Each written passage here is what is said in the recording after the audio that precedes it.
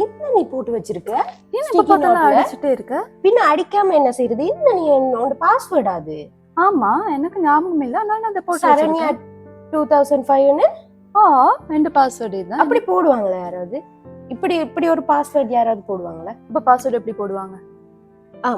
Password என்றால் என்ன, அதை எவ்வாறு கிரியேட் செய்வது என்பது தொடர்பில் இப்பொழுது பார்க்கலாம். நாம் அனைவரும் அறிந்த ஒரு விடயம் பாஸ்வேர்ட், அதாவது கடவுச்சொல். இந்த கடவுச்சொல்லை எவ்வாறு பாதுகாத்துக் கொள்வது? நீங்கள் உங்களது வங்கி கணக்குகளோ அல்லது ஏதாவது சமூக வலைதள கணக்குகளோ அல்லது உங்களதுக்குரிய தனிப்பட்ட ஏதாவது ஒரு ஆப்புகளை பயன்படுத்தும் பொழுதோ நீங்கள் கண்டிப்பாக பாஸ்வேர்ட் பயன்படுத்தியிருப்பீர்கள்.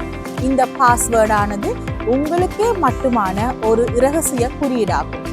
இந்த பாஸ்வேர்ட், அதாவது உங்களது கடவுச்சொல்லை நீங்கள் எவ்வாறு ஸ்ட்ராங்கான முறையில் பயன்படுத்தலாம், ஸ்ட்ராங்கான முறையில் நீங்கள் உங்களது கம்ப்யூட்டரோ அல்லது கையடக்க தொலைபேசியிலோ என்டர் பண்ணி உங்களது தேவைகளை நீங்கள் பூர்த்தி செய்து கொள்ளலாம் என்பதை பார்ப்போம்.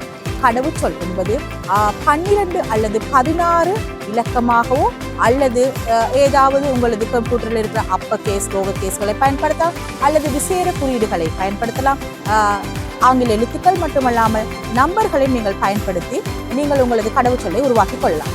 இந்த கடவுச்சொல் இலகுவாக யாருக்கும் அனுமானிக்க முடியாத வகையில் இருக்க வேண்டும். உதாரணமாக உங்களது பிறந்த தேதி அல்லது உங்களது கையெழுத்த தொலைபேசி இலக்கங்கள் அல்லது உங்களது தேசிய அடையாள அட்டை இலக்கங்கள் அனுமானிக்கக்கூடிய, கெஸ் பண்ணக்கூடிய வகையிலான பாஸ்வேர்டுகளை நீங்கள் பயன்படுத்த வேண்டாம். அவ்வாறு நீங்கள் பயன்படுத்துவீர்களானால் உங்களது வங்கி கணக்குகளோ அல்லது சமூக வலைதள கணக்குகளோ மோசடியாளர்கள் கையில் சிக்கப்படும். இதனூடாக நீங்கள் உங்களது வங்கி கணக்கில் உள்ள பணத்தை மட்டுமல்லாமல் மோசடியாளர்களினால் உங்களது வங்கி கணக்குகள் வேறு விதமான மோசடிகளுக்கும் ஆளாக்கப்படும். எனவே மிகவும் ஜாக்கிரதையாக பயன்படுத்தக்கூடிய இந்த பாஸ்வேர்டு நாங்கள் சொல்ல போனால் நீங்கள் உங்களது டூத் பிரஷை பெற்றோரிடம் கூட நீங்கள் பகிர்ந்து கொள்ள மாட்டீர்கள்.